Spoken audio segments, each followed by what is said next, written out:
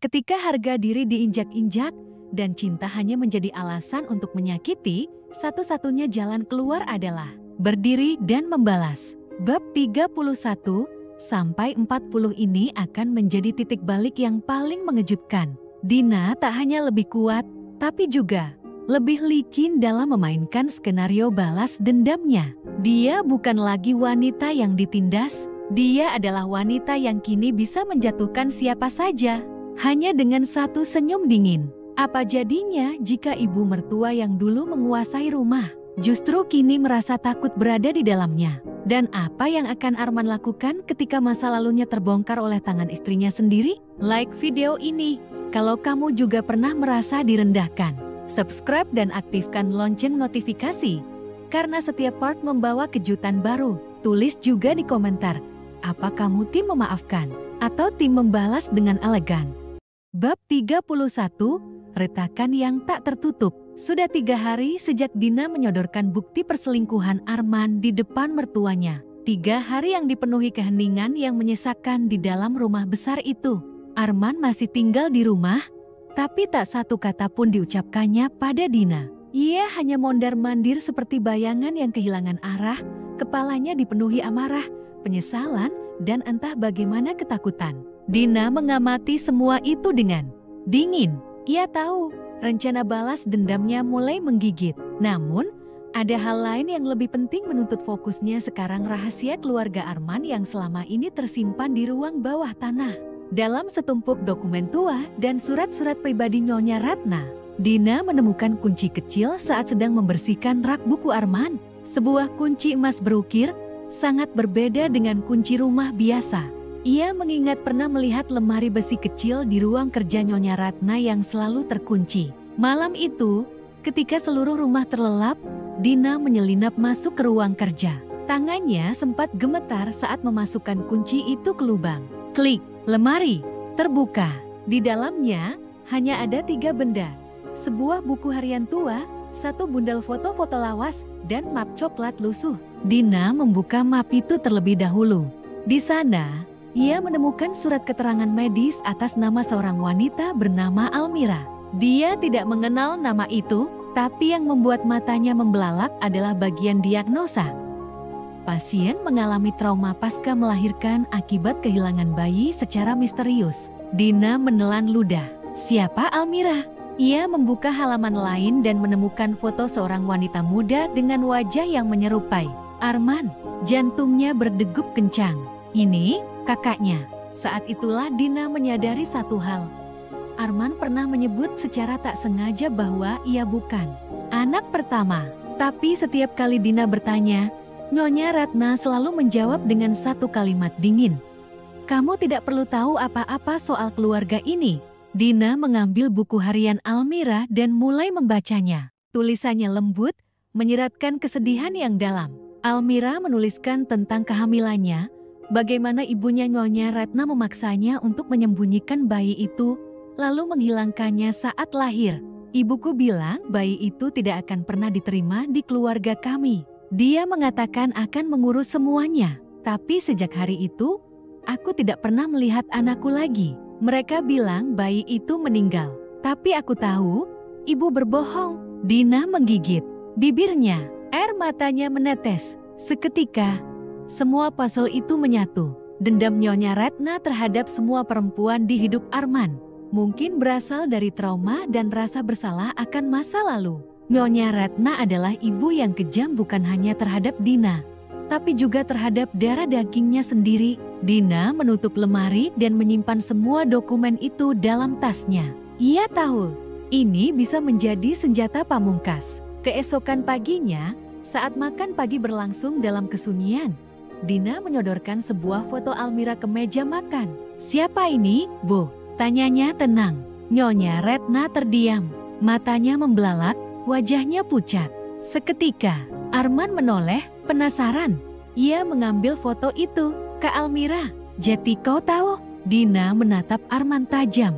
Sedikit, ibu tidak pernah bicara banyak. Dia anak pertama, kan? Dan dia punya anak.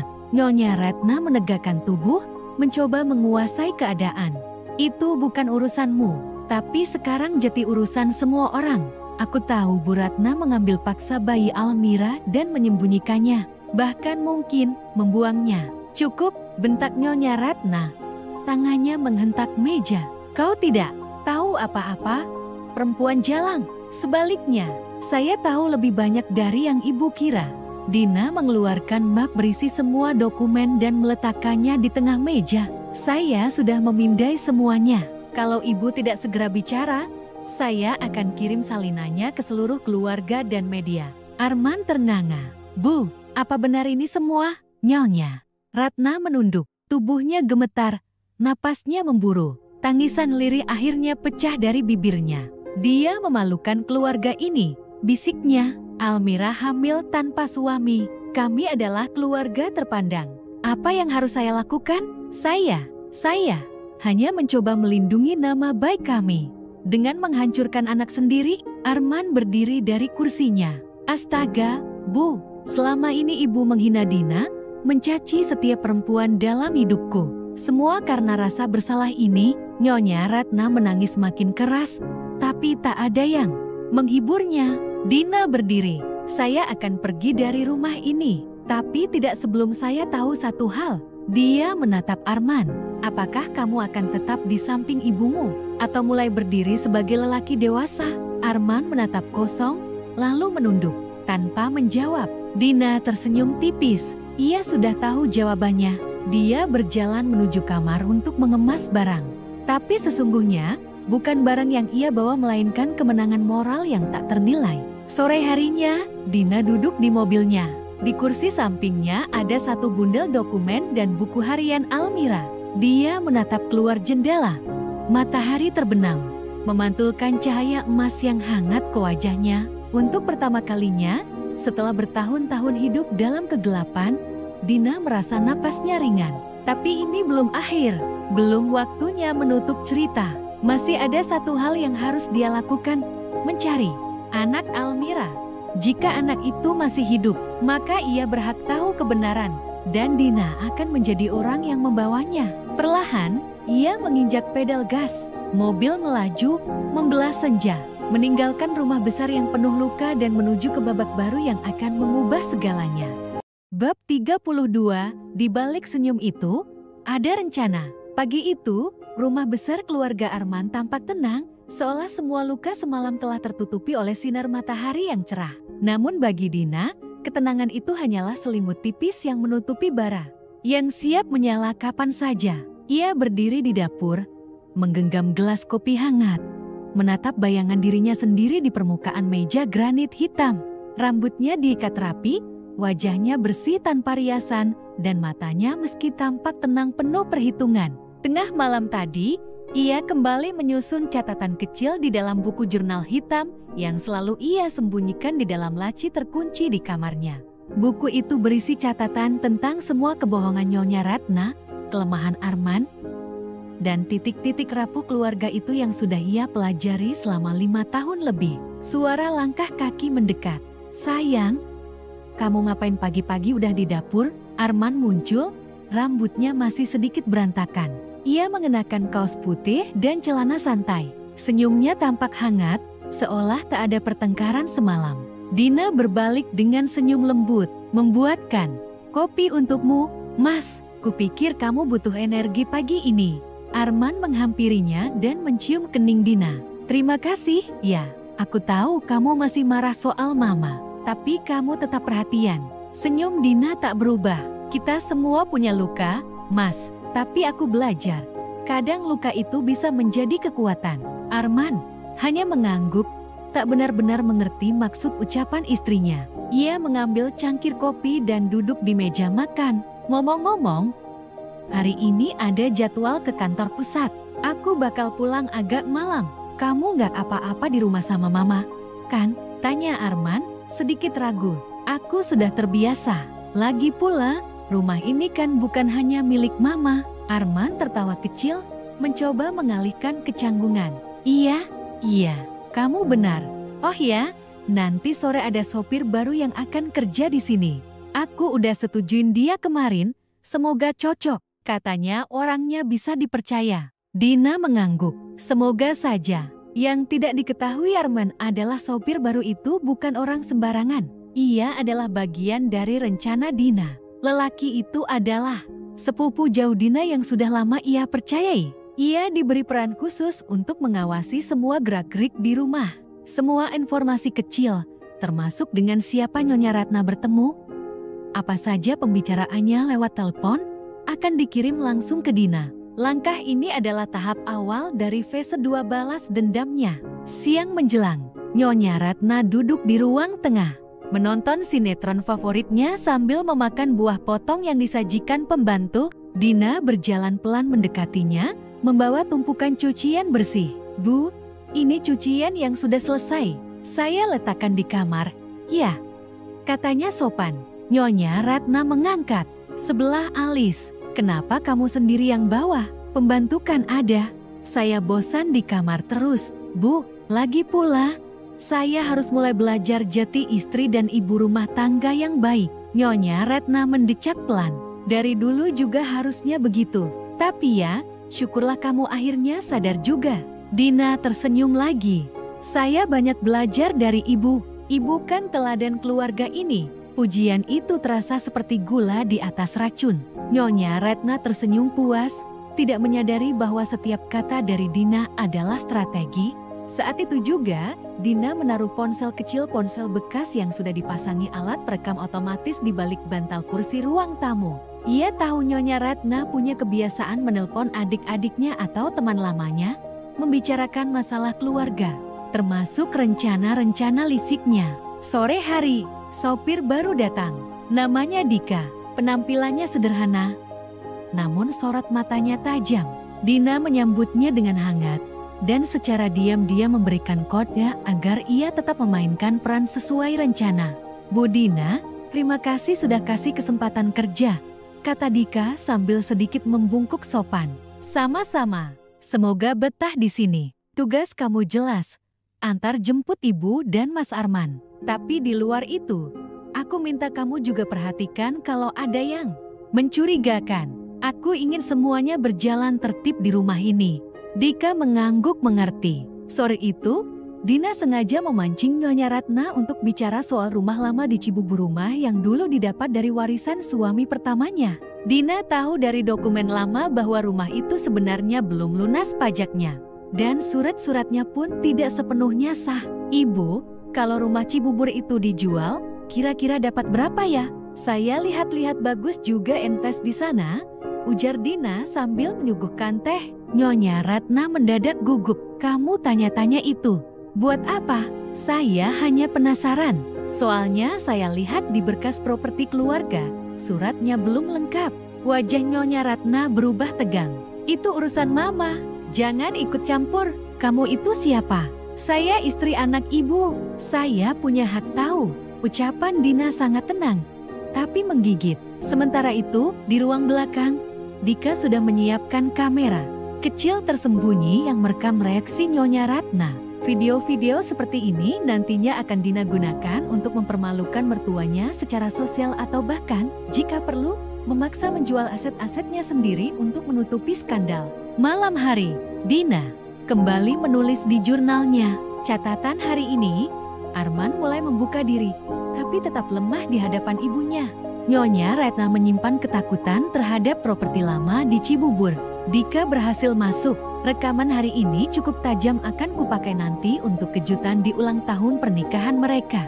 Ia tersenyum kecil, lalu menatap langit-langit kamar. Malam itu, untuk pertama kalinya sejak lama, Dina tidur nyenyak. Bukan karena semuanya baik-baik saja, tapi karena semuanya berjalan sesuai rencana.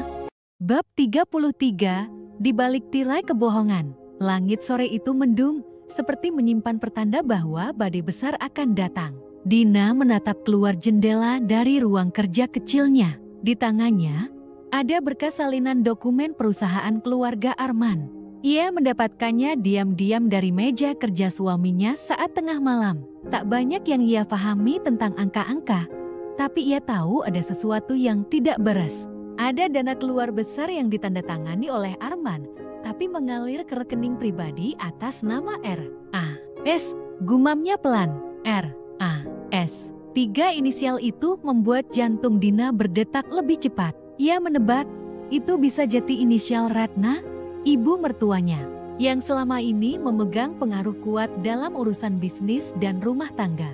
Tapi, mengapa Arman begitu patuh sampai harus mengalirkan uang perusahaan ke rekening ibunya secara diam-diam? Dina menyalakan laptopnya dan mulai menyusun data, menyimpannya dengan aman dalam folder berlabel tirai kebohongan. Ini bukan sekadar balas dendam, ini tentang membuka tabir manipulasi yang selama ini menyelimuti hidupnya. Di sisi lain rumah, Ratna tengah berbicara lewat telepon dengan seseorang.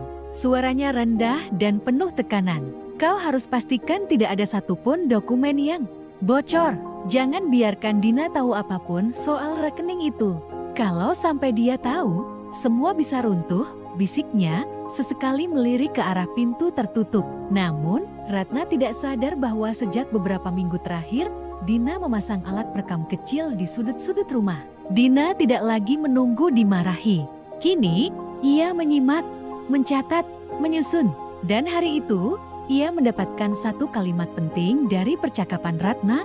Dulu aku hanya ingin Arman menikahi anak Bunia supaya perusahaan merger berjalan mulus, tapi dia malah pilih Dina yang bukan siapa-siapa. Dek, Dina menutup file rekaman dengan tangan gemetar. Itu artinya pernikahannya selama ini hanya permainan strategi bisnis. Cinta Arman yang selama ini ia perjuangkan ternyata adalah hasil dari kecerobohan pria itu sendiri. Malamnya, Arman masuk ke kamar tanpa banyak bicara.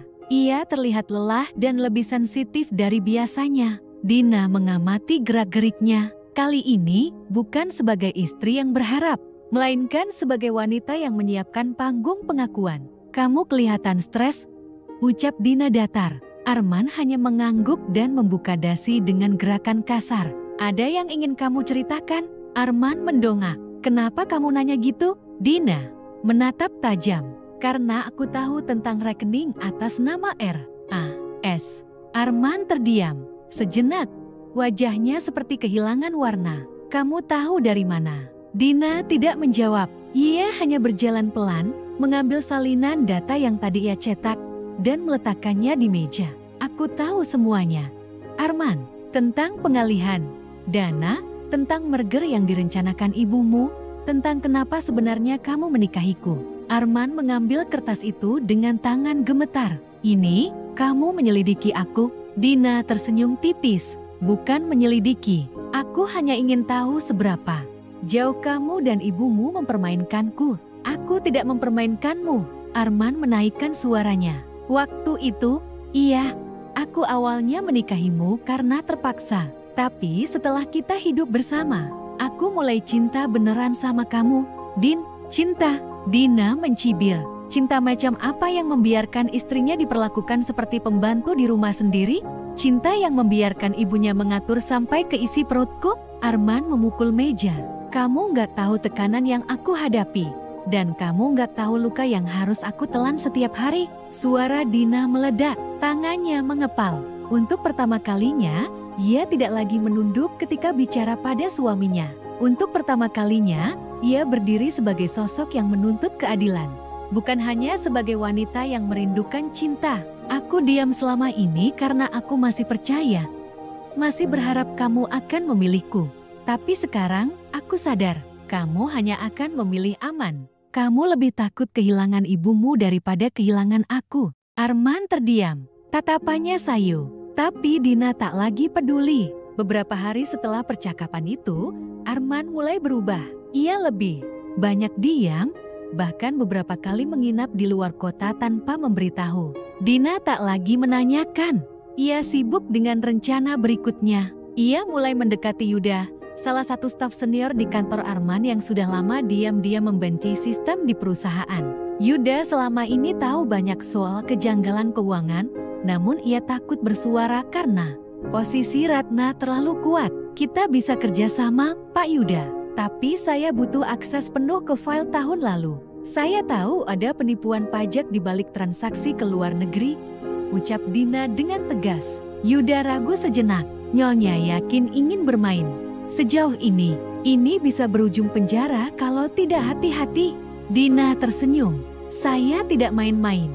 Saya hanya ingin mereka belajar sakitnya dihancurkan pelan-pelan.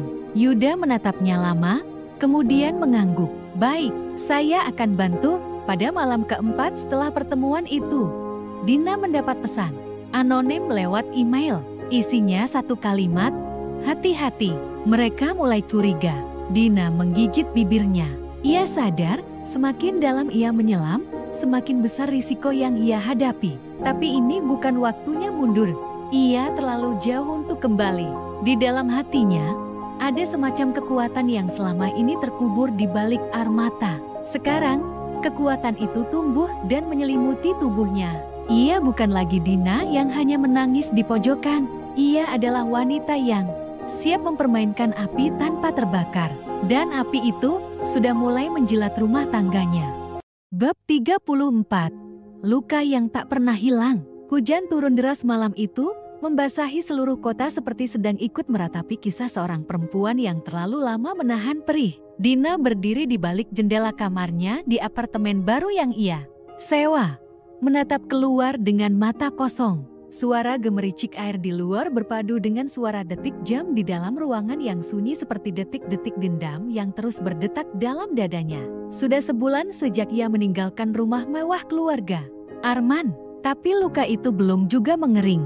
Bahkan ketika tak ada lagi teriakan Nyonya Ratna yang merendahkan, atau tatapan dingin Arman yang menusuk hati, Dina tetap merasa dadanya sesak. Ia merasa seperti masih hidup dalam penjara bukan karena dipenjara secara fisik, tetapi karena trauma yang menjerat pikirannya. Dina menatap bayangannya sendiri di kaca. Wajah itu tampak lebih kurus dari biasanya. Matanya sayu dan terdapat lingkaran hitam di bawahnya. Namun, ada satu hal yang berbeda. Sorot matanya tak lagi lemah. Ia menghela napas panjang lalu berbalik, menatap meja kecil di sebelah tempat tidurnya.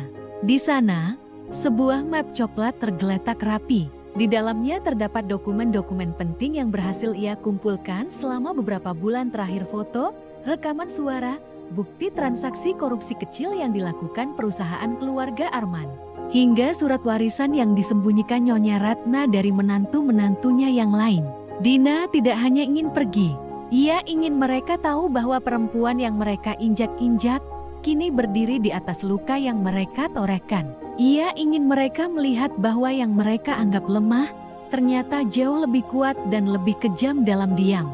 Di rumah keluarga Arman, suasana mulai tak menentu. Sejak Dina pergi, Arman tak pernah benar-benar bisa tidur nyenyak. Awalnya ia merasa lega, tak ada lagi wajah lesu yang selalu mengganggu pandangannya saat pulang ke rumah. Tak ada lagi suara tangis di kamar mandi, atau aroma masakan hangat yang menyambutnya di pagi hari yang dulu justru membuatnya jengah. Namun, seiring waktu berjalan, rumah itu terasa semakin kosong. Bukan karena kepergian seorang istri, tapi karena kehilangan kendali. Arman merasa seperti tak punya pegangan. Setiap kali ia duduk di ruang makan, kursi kosong yang biasanya ditempati Dina selalu membuatnya tak nyaman. Nyonya Ratna pun mulai kehilangan kepercayaan diri. Entah kenapa, tetangga-tetangga di kompleks perumahan mulai menjauh. Beberapa kenalannya yang dulu sering memujinya, kini lebih memilih menghindar. Ada bisik-bisik yang menyebar tentang keluarganya, tentang dirinya, dan tentang kepergian Dina. Mama gak suka semua ini, Arman, gerutunya suatu malam sambil membuang segelas teh ke meja.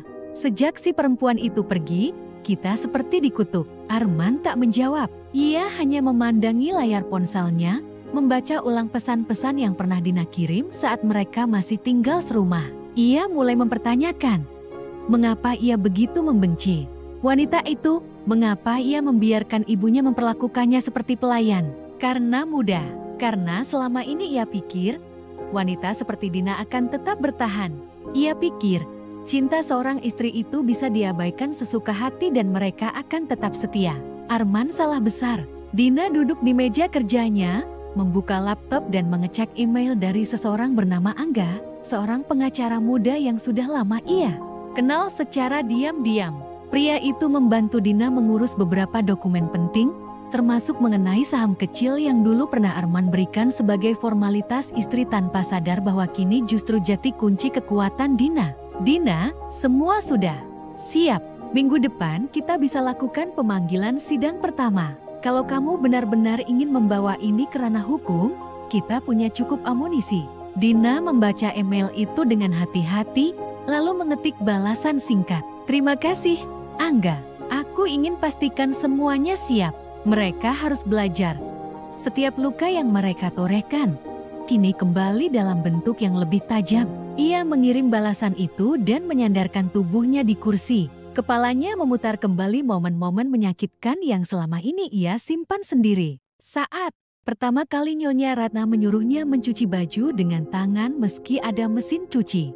Saat Arman berkata, "Kamu tuh nggak usah sok ngatur rumah ini, kamu cuma numpang." Saat ia keguguran dan tak satupun dari mereka peduli, hanya menyuruhnya diam dan bersikap wajar. Dina bukan malaikat, tapi ia juga bukan korban selamanya. Kini ia menjadi sosok baru, sosok yang akan mereka kenal dengan rasa takut. Minggu berikutnya, sebuah surat resmi sampai ke rumah keluarga Arman. Di dalamnya, tuntutan perdata dan pemanggilan atas gugatan hak properti dan saham perusahaan. Arman kaget setengah mati saat membacanya. Ia tak pernah menyangka bahwa perempuan yang ia remehkan bisa mengajukan tuntutan sebesar itu. Ia langsung menemui ibunya. "Mama, ini ulah Dina. Dia gugat kita. Ma, dia tuntut saham yang pernah aku berikan dulu. Dan lebih gila lagi, dia punya data keuangan perusahaan kita." Wajah Nyonya Ratna pucat. Mana mungkin dia tahu soal itu? Mana mungkin dia punya akses? Arman menggeleng tak percaya. Entah bagaimana dia dapat semuanya. Tapi yang jelas, dia bukan Dina yang dulu. Nyonya Ratna menggigit bibirnya. Untuk pertama kalinya, ia merasa takut. Ia merasa kalah. Bukan karena harta, bukan karena dokumen atau gugatan. Tapi karena mereka telah membangunkan iblis yang selama ini mereka ciptakan sendiri. Sementara itu, Dina berjalan dengan tenang menuju taman kota, tempat ia biasa menghirup udara segar dan merapikan pikirannya. Di bangku favoritnya, ia duduk sambil memandangi anak-anak kecil yang berlarian dengan riang. Di antara mereka, ia melihat seorang gadis kecil yang sangat mirip dengan bayinya yang dulu tak pernah sempat lahir. Ia menahan air mata, lalu tersenyum kecil. "Aku sudah hampir sampai, Nak," bisiknya dalam hati. "Mama gak akan diam. Mama akan pastikan mereka membayar semuanya." Teleponnya berdering. Dari Angga. "Halo, Dina, kita punya kejutan." Salah satu mantan karyawan perusahaan Arman bersedia bersaksi. Dia tahu soal penggelapan pajak kecil-kecilan yang dilakukan atas perintah Nyonya Ratna. "Kita bisa pakai ini." Dina terdiam sejenak, lalu mengangguk meski tahu Angga tak bisa melihatnya. "Bagus, kita lanjutkan." Ia menutup telepon dan menatap langit yang mulai cerah. Hujan telah reda, tapi badai baru saja dimulai. Bab 35, luka yang tersisa di balik topeng kemenangan. Langit pagi itu mendung, seperti menggambarkan perasaan Dina yang berlapis-lapis. Ia duduk di taman belakang rumahnya yang baru, rumah yang dibeli atas namanya sendiri, jauh dari kediaman mewah keluarga Arman yang dulu bagai penjara bagi dirinya. Udara terasa lembab, bunga-bunga mawar yang ia tanam mulai mekar, seolah menandai lembaran hidup baru yang ia mulai dengan caranya sendiri. Namun, kemenangan tak selalu berarti kebahagiaan. Dina menatap secangkir teh hangat di tangannya. Matanya menerawang jauh, menembus batas waktu dan kenangan. Sekilas, bayangan dirinya yang dulu muncul dalam benaknya seorang perempuan muda, lugu, penuh harapan, yang memimpikan kehidupan pernikahan yang hangat dan penuh cinta.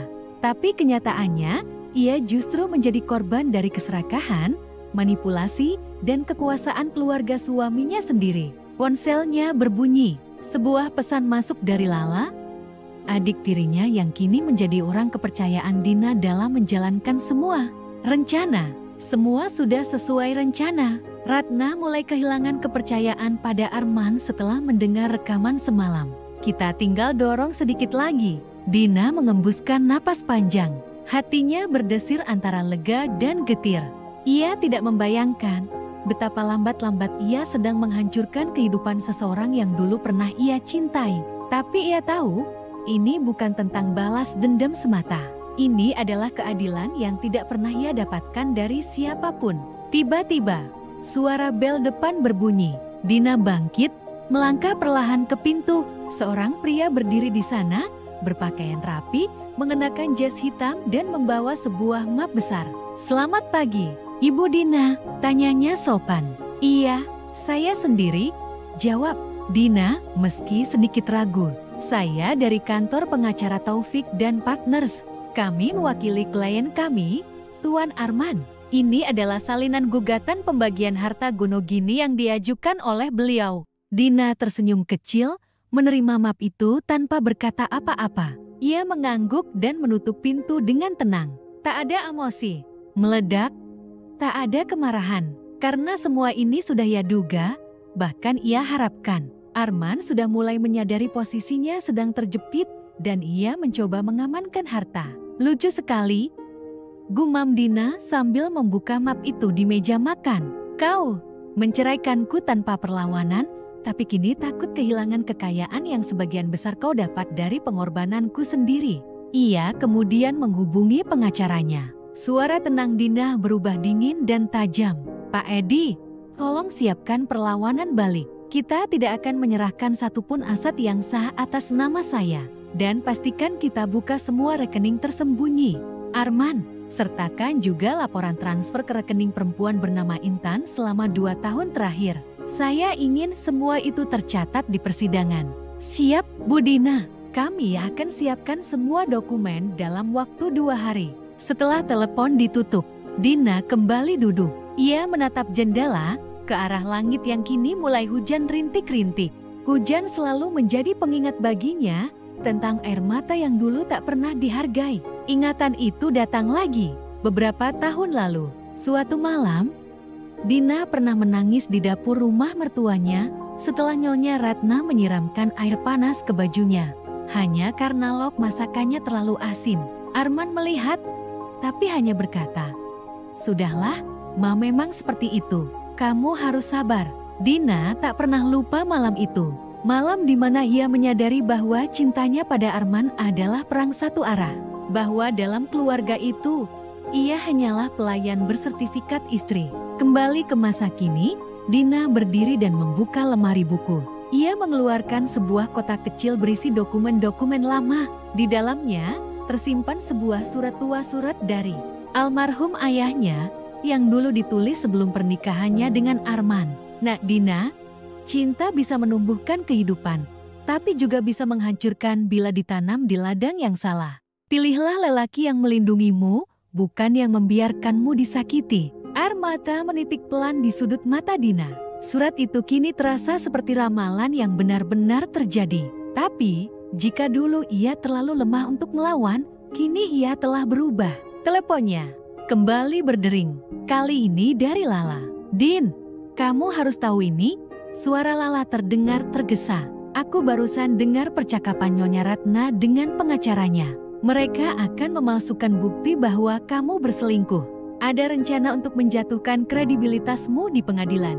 Dina terdiam sejenak. Hatinya berdegup pelan, tapi tidak panik. "Terima kasih, Lau. Kirimkan padaku siapa saja yang terlibat. Kita harus lebih dulu membocorkan skandal mereka sebelum mereka menyerang." Di malam harinya, Dina mengatur pertemuan dengan jurnalis yang selama ini ia rahasiakan identitasnya. Seorang wartawan investigasi dari media ternama yang dulu pernah membantu membongkar kasus korupsi. "Saya ingin Anda menyelidiki rekening-rekening Nyonya Ratna dan perusahaan fiktif yang pernah ia buat untuk menggelapkan pajak," kata Dina, sambil menyerahkan berkas-berkas. Wartawan itu mengangguk. "Saya sudah dengar kabar tentang keluarga Arman. Sepertinya ini bisa jadi headline yang besar. Tapi Anda yakin ingin semua ini terbuka?" Dina menatapnya dengan tajam. "Saya sudah kehilangan segalanya. Nama baik saya pun mereka coba injak-injak. Tapi kali ini, saya tidak akan diam." Beberapa hari kemudian, sebuah artikel meledak di media. Keluarga konglomerat terkemuka diduga lakukan penggelapan pajak dan manipulasi aset. Dalam artikel itu disebutkan nama Nyonya Ratna, Arman, dan perusahaan yang menjadi tamang kekayaan mereka. Dina membaca artikel itu di ruang kerjanya, dengan segelas anggur merah di tangannya. Bukan sebagai selebrasi, tetapi sebagai peringatan bahwa permainan ini baru setengah jalan. Ia tahu, medan tempur berikutnya adalah pengadilan.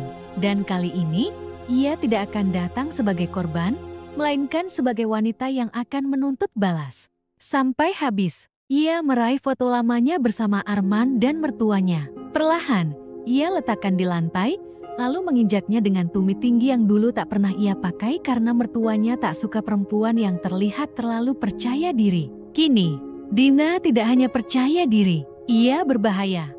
Bab 36, Keheningan yang Menyesakan. Hujan deras mengguyur kota sejak subuh. Awan kelabu menggantung rendah seakan ingin menumpahkan seluruh kesedihannya ke bumi. Dina duduk di ruang tamu apartemennya, menatap kosong ke arah jendela yang dipenuhi titik-titik air. Cangkir teh di tangannya sudah dingin sejak 1 jam lalu. Tapi ia tak peduli. Pikirannya mengembara jauh, menembus masa lalu yang semakin dekat dengan hari ini. Hari kehancuran keluarga Arman. Sudah hampir 3 bulan sejak Dina meninggalkan rumah keluarga besar Arman. Tapi berita tentang mereka tetap sampai ke telinganya. Seperti luka yang terus dibuka kembali. Dina menyerap setiap kabar dengan tenang walau di dalam hati, perasaannya berkecamuk. Hari ini, Dina menerima laporan dari seseorang yang sengaja ia tempatkan di lingkungan Arman. Informasinya penting. Nyonya Ratna jatuh sakit, stroke ringan, kata suara di seberang telepon. Tangan kirinya lumpuh dan dia tidak bisa bicara dengan jelas. Arman terlihat sangat tertekan. Dina hanya menjawab singkat, "Teruskan pantauanmu, kirimkan laporan harian." Lalu telepon ditutup. Ia menarik napas panjang, bukan karena iba, tapi karena semuanya berjalan sesuai rencana. Perlahan, dingin, terukur. Sementara itu di rumah besar keluarga Arman, suasana benar-benar berubah. Dulu, rumah itu adalah tempat segala aturan dan kekuasaan Nyonya Ratna ditegakkan. Kini, suara kerasnya telah digantikan oleh keheningan dan bisikan dari perawat yang menjaga.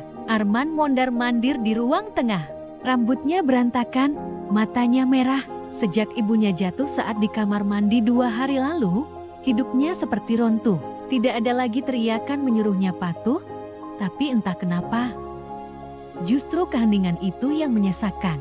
"Aku harus menghubungi Dina," gumamnya. Ia duduk, meraih ponsel, dan membuka daftar kontak. Jemarinya berhenti di satu nama. Dina. Ragu. Ia tahu, ia tak berhak lagi menghubungi perempuan itu. Tapi entah kenapa, saat ini hanya Dina yang muncul di benaknya. Ia mengetik pesan. "Dina, ibu sakit. Aku tahu aku tidak pantas meminta apa-apa darimu. Tapi, jika kau bersedia menjenguknya, mungkin itu bisa membuatnya tenang." Ia membaca ulang pesannya. Terlihat menyedihkan, tapi ia tetap menekan tombol kirim. Dina membaca pesan itu beberapa menit setelahnya, tanpa ekspresi. Lalu meletakkan ponsel dan berjalan ke cermin besar di kamar. "Aku tidak perlu datang," bisiknya pelan. "Dia dulu tidak peduli saat aku sakit, bahkan saat aku keguguran." Namun, satu sisi hatinya tetap gelisah, bukan karena belas kasih, tapi karena keinginannya untuk menyaksikan hasil dari rencananya sendiri. Ingin melihat dengan mata kepala sendiri betapa rapuhnya Nyonya Ratna sekarang.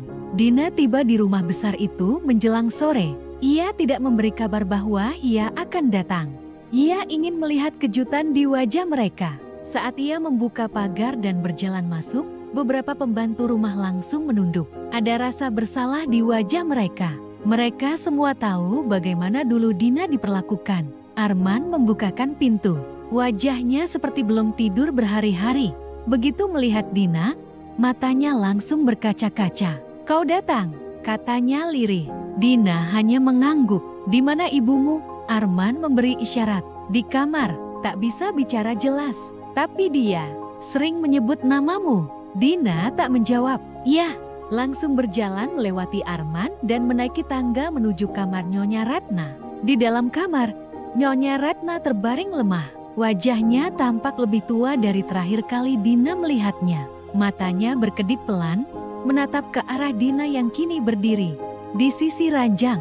Dina, Gumamnya lirih. Dina menatapnya tajam, tanpa rasa takut, tanpa ragu.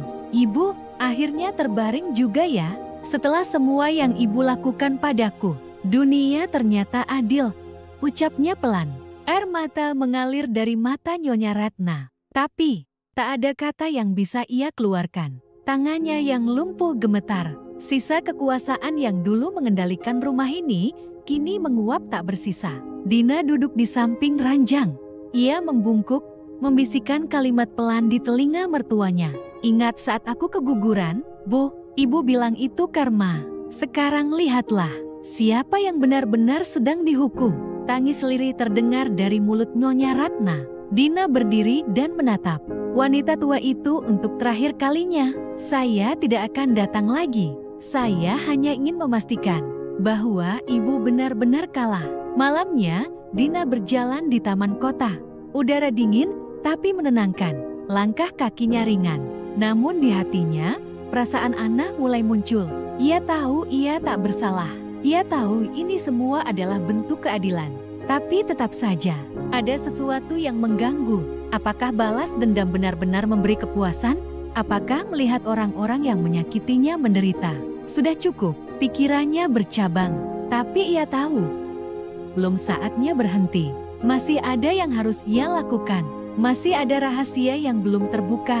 Masih ada babak akhir yang harus ia mainkan. Di waktu yang sama, Arman duduk di ruang kerjanya, membaca catatan lama yang ditulis Dina semasa menjadi istrinya. Di dalamnya, Dina menuliskan isi hati, keluh kesah, dan ketakutannya. Arman membacanya satu demi satu, dan hatinya seperti diiris. Perlahan, aku sudah terlalu terlambat. Ia memejamkan mata. Dan untuk pertama kalinya, ia menangis. Bab 37, lukisan luka yang akhirnya mengering. Dina duduk di ruang kerja miliknya yang baru, sebuah sudut kecil di rumah mewah yang pernah menjadi penjaranya. Di sana, ia menyimpan banyak catatan, rekaman, dan bukti dari segala pengkhianatan yang dilakukan oleh Arman dan Nyonya Ratna terhadapnya selama bertahun-tahun. Di dinding, tergantung sebuah lukisan yang dibuat oleh anak kecil dari panti asuhan, lukisan tentang seorang wanita dengan sayap patah yang perlahan tumbuh kembali. Ia menatap lukisan itu dengan senyum getir. Dulu, ia merasa sayapnya benar-benar patah, hancur, tak bisa terbang, apalagi melawan badai. Tapi kini, dia telah tumbuh lagi, lebih kuat, lebih tajam. Pagi itu, telepon genggamnya bergetar. Pesan dari Aditya masuk. Ibu Ratna kabarnya mulai tak waras. Arman sudah mulai stres karena banyak proyek yang hancur. Apa kamu masih ingin lanjut dengan semuanya? Dina membalas cepat. Tentu, aku belum selesai. Mereka belum sepenuhnya merasakan apa yang pernah kurasakan. Ia lalu menutup ponselnya dan berdiri. Hari itu adalah hari istimewa. Ia akan menghadiri rapat penting sebagai direktur utama dari yayasan sosial baru yang ia dirikan. Yayasan itu didedikasikan untuk wanita-wanita korban kekerasan rumah tangga, sebuah refleksi dari dirinya dulu. Dalam balutan jas warna biru gelap dan sepatu hat tinggi, Dina tampak tak ubahnya wanita sukses. Wajahnya yang dulu pucat dan tertindas, kini berubah menjadi wajah yang bersinar karena kekuatan. Sementara itu, di rumah lama milik keluarga Arman, kekacauan semakin menjadi. Nyonya Ratna terduduk di pojok kamar, menggenggam baju bayi milik Arman. Waktu kecil, matanya kosong. Ia meracau, menyebut nama Dina berulang kali. Dina, dia perempuan jahat. Dia mau mengambil semua milik Ratna. Semua. Arman hanya bisa menghela nafas panjang. Sudah seminggu ibunya seperti itu, dan para dokter tak bisa berbuat banyak. Stres berat katanya. Tapi Arman tahu, ini lebih dari itu. Ini adalah tekanan yang perlahan menghancurkan kewarasan ibunya, tekanan yang mungkin tak pernah ia bayangkan datang dari sosok wanita lembut bernama Dina. Ini karma, bisik Arman pelan ketika menyeka keringat dari dahinya. Tapi aku juga korban, kan? Aku hanya terlalu patuh. Tapi jauh di dalam hatinya, Arman tahu ia bukan korban. Ia adalah pelaku diam yang membiarkan kekerasan terjadi di depan matanya, yang tak pernah membela istrinya, yang malah mengutamakan ibunya demi kenyamanan diri sendiri. Kini, semua itu berbalik. Di ruangan rapat yang dingin dan tenang, Dina mempresentasikan program sosial baru, Rumah Asa, tempat perlindungan sementara bagi perempuan yang mengalami KDRT. Ia berbicara dengan tenang, karismatik, dan penuh empati. Karena banyak perempuan seperti saya di luar sana yang pernah merasa dunia terlalu gelap untuk ditinggali. Mereka butuh cahaya, bukan hakim. Mereka butuh pelukan, bukan cemoohan. Dan mereka butuh tempat aman untuk menyusun kekuatan, bukan rumah yang jeti neraka. Semua peserta rapat bertepuk tangan. Beberapa wanita bahkan terlihat menitikan air mata. Sosok Dina menjadi inspirasi baru. Dan diam-diam, berita tentang dirinya mulai viral di media sosial. Dina Amelia, mantan menantu keluarga terkaya, kini dirikan rumah aman untuk korban KDRT. Dina membaca berita itu malamnya dengan senyum tipis.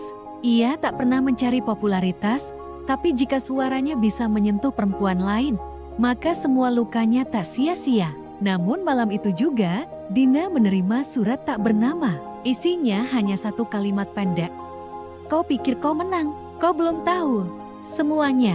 Surat itu tak membuat Dina panik. Ia sudah terbiasa dengan ancaman dan permainan gelap. Tapi satu hal membuatnya penasaran, siapa yang mengirimnya. Arman, teman bisnis lama Nyonya Ratna, atau seseorang yang belum ia perhitungkan? Ia memasukkan surat itu ke laci dan mengunci rapat. Kalau ini bagian dari ujian, aku sudah siap, bisiknya. Keesokan harinya, Dina mengunjungi panti asuhan tempat ia biasa menyumbang diam-diam sejak bertahun-tahun lalu. Di sana, anak-anak menyambutnya dengan pelukan. Salah satu dari mereka, Rara, gadis kecil berumur 6 tahun, berlari dan menggenggam tangannya. Kak Dina, nanti kalau aku besar, aku mau jadi kuat kayak kakak. Dina tersenyum haru. Ia berlutut dan memeluk Rara. Rara sudah kuat. Jangan pernah biarkan orang lain bilang sebaliknya. Hari itu, Dina merasakan ketenangan yang berbeda. Bukan karena balas dendam yang sukses, tapi karena ia bisa memberi makna dari deritanya. Sementara itu, di ruangan lain di sebuah gedung tua yang hampir tak terurus, seorang wanita duduk di depan layar komputer, menatap foto-foto Dina dari media. Di mejanya, ada file-file lama, surat, rumah sakit, foto bayi, dan dokumen adopsi. Wajah wanita itu tampak penuh dendam. Kau mencuri segalanya, Dina. Tapi aku akan ambil kembali semuanya. Wanita itu adalah Sari, adik tiri Dina yang tak pernah dikenalnya. Hasil hubungan gelap sang ayah sebelum meninggal. Sari tumbuh di lingkungan keras, penuh kebencian karena merasa dirinya selalu dibuang dan dibandingkan. Dan kini, setelah tahu siapa Dina sebenarnya dan siapa ayah mereka, Sari merasa punya alasan untuk membalas. Dina menulis di buku hariannya, kalimat pendek tapi dalam. Jika balas dendamku berhasil, maka aku telah menyembuhkan diriku. Tapi, jika masih ada luka lain yang harus kutemui, aku siap, karena aku bukan lagi Dina yang dulu. Bab 38. Sandiwara Sang Malaikat. Mata Dina menatap cermin besar di kamar hotel tempat ia menginap malam itu. Gaun satin biru lembut membalut tubuhnya dengan sempurna, rambutnya ditata rapi oleh hairstylist pribadi yang ia sewa khusus. Malam itu ia diundang ke sebuah acara amal yang diadakan oleh kalangan sosialita ibu kota, dan tentu saja Nyonya Ratna akan hadir di sana. Tapi bukan hanya itu alasan Dina datang. Ada misi khusus di balik kilau permata dan senyum manisnya malam ini. Dina menghirup napas dalam-dalam, lalu mengambil lipstik merah anggur dan mengolaskannya pelan. Malam ini, dia bukan lagi Dina yang dulu, bukan menantu yang ditindas, bukan istri yang menangis dalam diam. Malam ini, ia adalah wanita yang mengendalikan panggung. Dan panggung itu adalah dunia mereka. Bu Dina, mobil sudah siap? Ujar salah satu asisten event organizer dari balik pintu. Baik, saya turun sekarang. Jawab Dina sambil tersenyum ringan. Ia merapikan kalung mutiara di lehernya sebelum melangkah keluar dengan percaya diri. Acara amal itu diadakan di ballroom sebuah hotel mewah. Lampu gantung kristal berkilau, musik klasik mengalun pelan, dan tamu-tamu mengenakan gaun serta jas mahal. Di antara para tamu, terlihat Nyonya Ratna yang sedang berbincang dengan beberapa istri pejabat. Arman tidak terlihat. Dina menduga ia mungkin sedang menghindari ibunya belakangan ini setelah beberapa konfrontasi terakhir mereka. Tapi itu bukan masalah. Langkah Dina masuk ke ballroom membuat beberapa kepala langsung menoleh. Sosoknya anggun dan memesona. Tak ada yang menyangka bahwa wanita secantik itu pernah menjadi korban kekerasan rumah tangga. Dina, suara penuh kejutan terdengar. Dari sisi kiri, Dina menoleh. Nyonya Ratna berdiri di sana, mengenakan kebaya emas yang mencolok, namun wajahnya memucat melihat kedatangan Dina. "Oh, halo ibu," Dina menyambutnya dengan senyum penuh kelembutan. "Saya tidak tahu ibu juga hadir di acara ini. Kamu datang sendiri?" Tanya Nyonya Ratna, berusaha menjaga ketenangannya. "Saya memang lebih nyaman sendiri sekarang. Bebas, tidak lagi harus meminta izin untuk sekadar menghadiri acara sosial," jawabnya sambil mengedipkan mata. Kata-katanya lembut, namun mengandung tusukan tajam. Para sosialita di sekitar mereka mulai melirik dan saling berbisik. Nyonya Ratna merasa tidak nyaman. Ia merasa seperti diperangkap di tengah tatapan para wanita yang khas akan drama. "Kalau ibu tidak keberatan, saya ingin ke meja minuman dulu ya," ucap Dina santun, lalu melangkah pergi, meninggalkan Nyonya Ratna dengan bibir mengatup dan mata menyala. Di sisi ruangan, Dina bertemu dengan seorang pria yang selama ini menjadi bagian penting dari rencananya, Evan, seorang pengacara muda dan cerdas, yang kini juga menjadi teman dekat Dina dan alat untuk membuat Arman semakin gelisah. "Wah, penampilanmu malam ini benar-benar membuat semua wanita iri," kata Evan, menyerahkan segelas mocktail kepada Dina. "Terima kasih, Evan. Kau tahu ini bukan hanya tentang gaun, tapi tentang kemenangan kecil yang ingin kutunjukkan malam ini," katanya seraya tersenyum. "Apakah dia sudah di sini?" Evan melirik ke sekeliling. "Belum, tapi kalau sesuai informasi, dia akan datang bersama seorang wanita." "Wanita?" "Ya. Aku sudah tahu sejak awal bahwa Arman mulai dekat dengan seorang janda muda. Tapi aku tidak menghentikannya. Justru itu bagian dari rencanaku." Evan mengangguk paham. Dalam rencana Dina, setiap langkah Arman yang tampak seperti kebebasan, justru sedang diawasi dan diarahkan.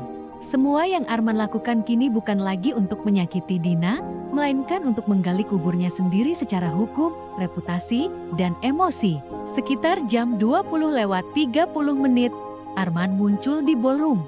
Benar saja, ia datang bersama seorang wanita muda berambut panjang, tampak anggun tapi sedikit kikuk berjalan di antara kerumunan sosialita. Dina memperhatikan mereka dari jauh, tidak dengan cemburu, tapi dengan perhitungan yang tenang. Ia sudah mengirimkan informasi ini pada salah satu jurnalis gosip yang ada di tempat itu. Tak lama kemudian, kilatan kamera ponsel mulai bermunculan.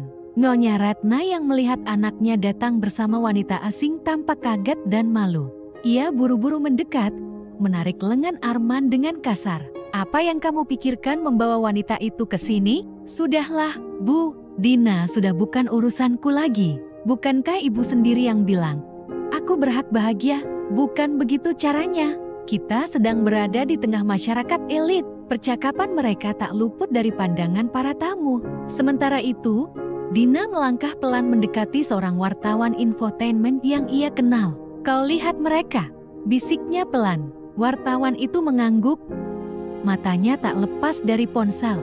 "Besok pagi, semua orang akan tahu tentang skandal keluarga Arman Prasetya," ujar Dina tenang, lalu pergi membawa Evan ke sisi balkon untuk menikmati udara malam. Di balkon, angin bertiup lembut membawa aroma bunga malam. Dina menatap langit gelap tanpa bintang. "Kau yakin ingin terus sejauh ini?" tanya Evan pelan. "Kau sudah membuat mereka retak, tapi tampaknya kau ingin mereka hancur total." Dina diam sejenak, lalu menjawab, "Aku tidak membalas dengan kekerasan. Aku hanya memperlihatkan mereka siapa mereka sebenarnya. Aku menciptakan cermin, dan mereka sendiri yang pecah karena tak sanggup melihat pantulannya." Evan memandang Dina dengan kagum. Wanita itu bukan hanya cerdas dan tangguh, tapi juga mampu menahan dendamnya hingga jeti racun halus yang mematikan. "Tapi jangan lupa dirimu sendiri," Dina, di balik semua perhitungan ini, kamu juga manusia. Dina menoleh padanya, tersenyum tipis. Aku tahu. Dan nanti, ketika semua sudah selesai, aku ingin menjadi manusia yang utuh kembali. Tapi bukan sekarang. Malam ini, aku masih sang malaikat dalam sandiwara mereka.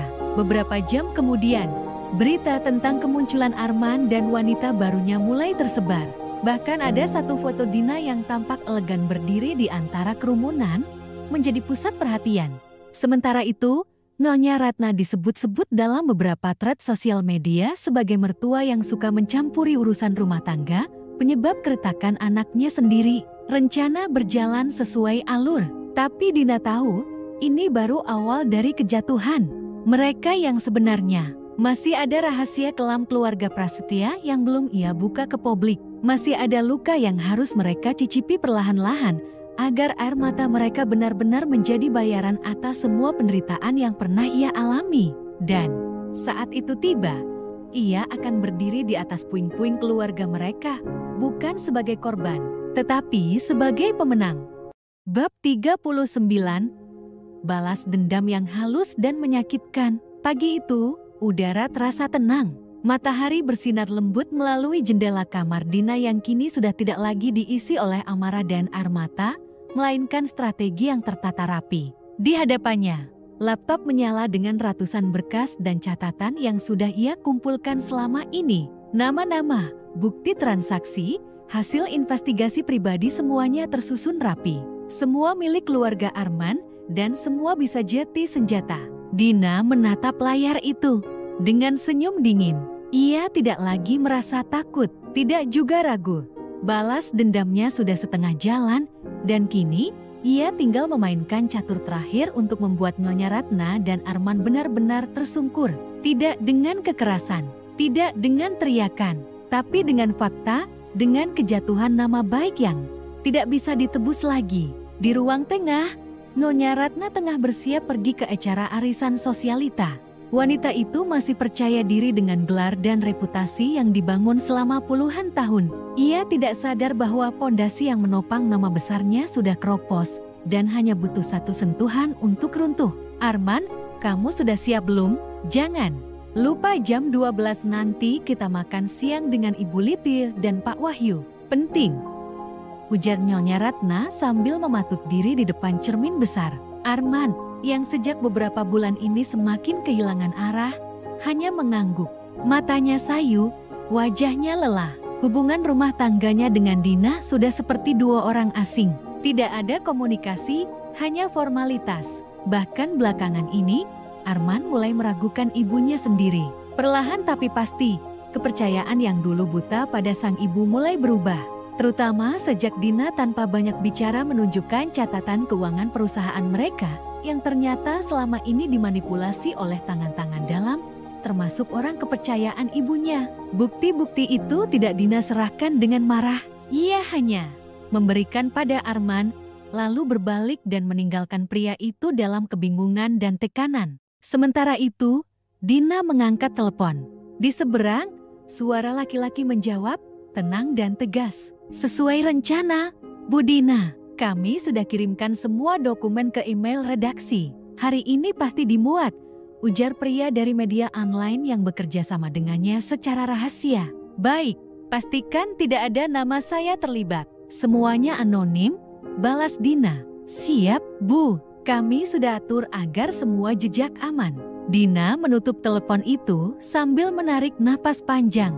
Hari ini, publik akan tahu bahwa Yayasan Amal milik Nyonya Ratna, yang selama ini digadang-gadang sebagai bentuk kepedulian sosial, ternyata menyimpan manipulasi pajak dan penyelewengan dana.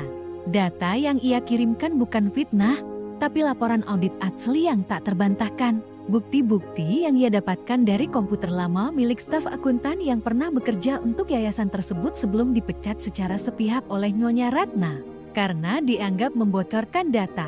Di saat yang sama, Dina juga tahu bahwa media bukan satu-satunya jalur. Ia sudah menyusun langkah berikutnya. Laporan resmi ke lembaga anti korupsi. Tapi bukan sekarang.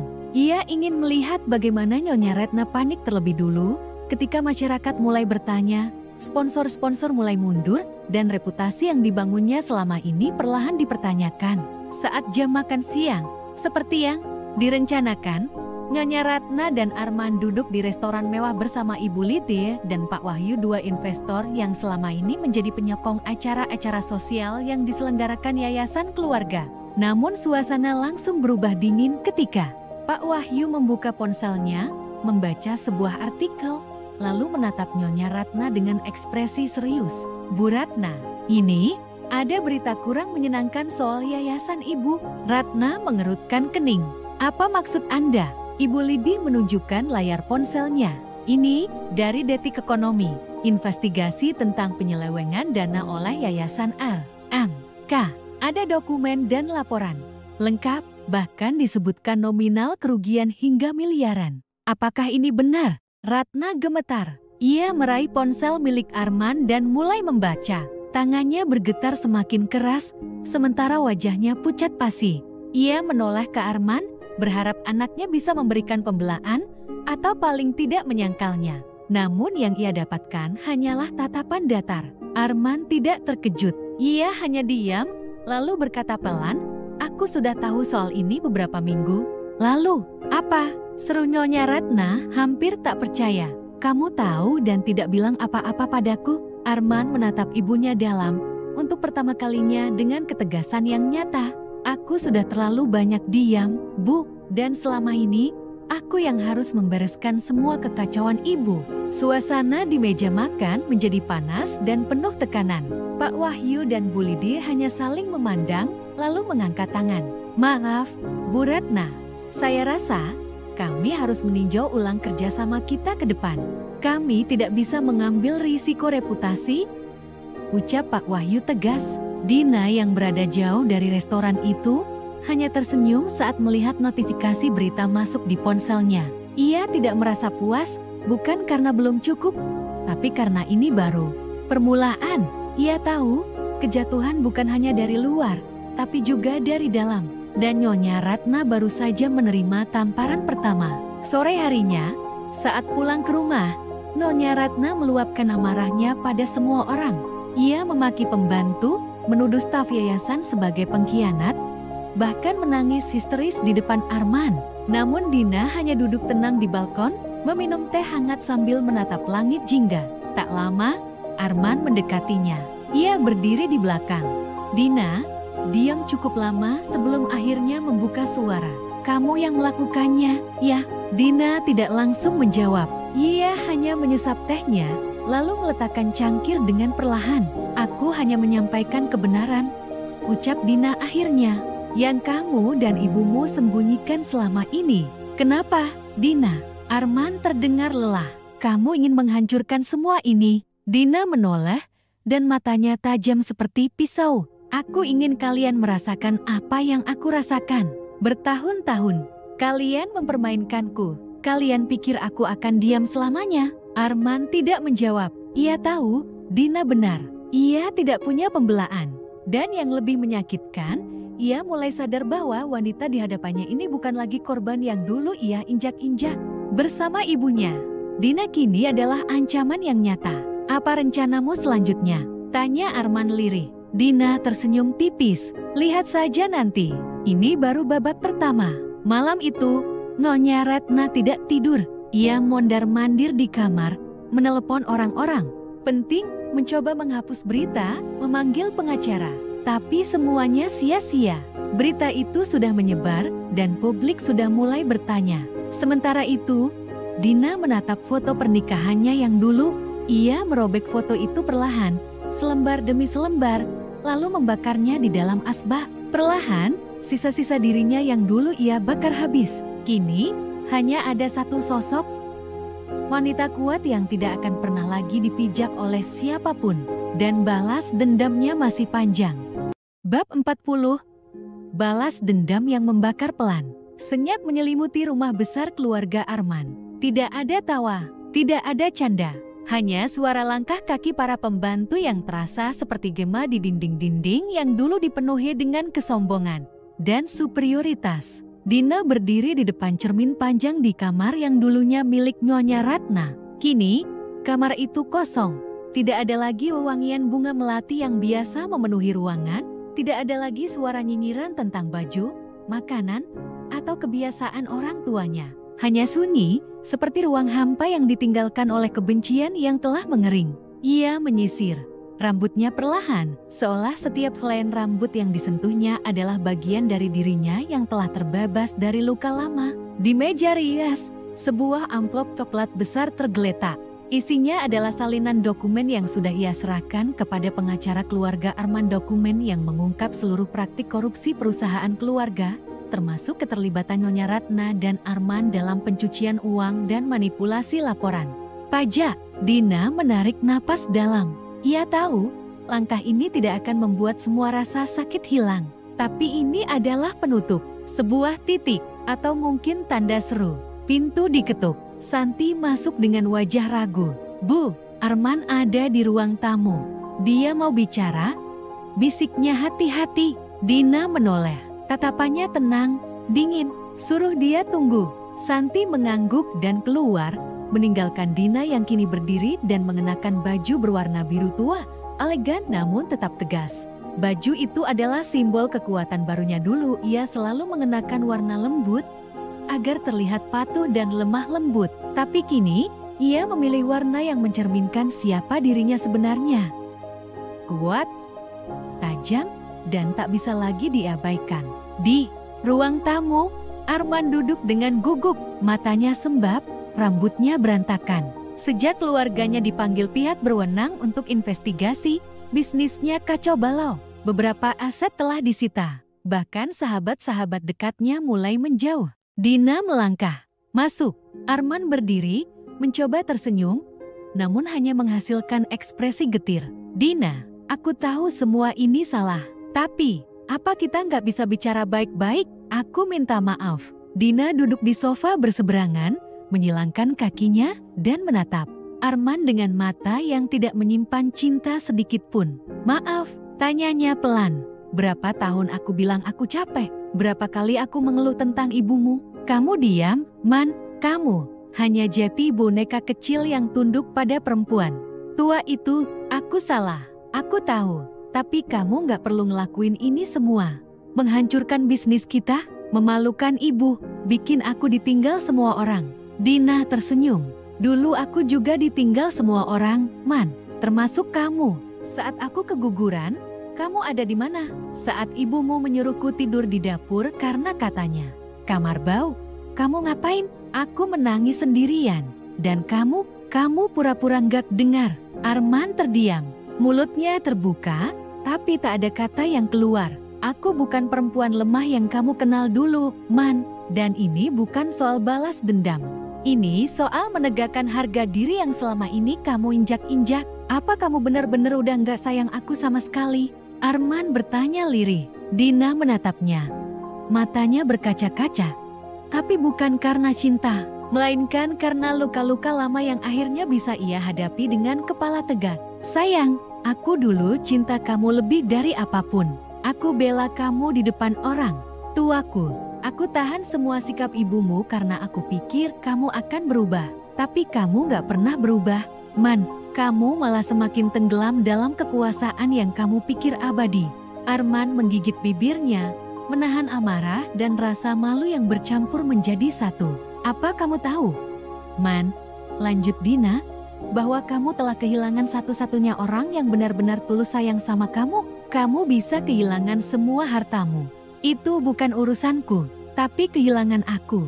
Itu harga yang harus kamu bayar." Suasana mencekam. Dina berdiri, mengambil tasnya, dan berjalan ke arah pintu. "Dina, kamu mau kemana?" tanya Arman setengah panik. "Keluar, mencari hidup baru.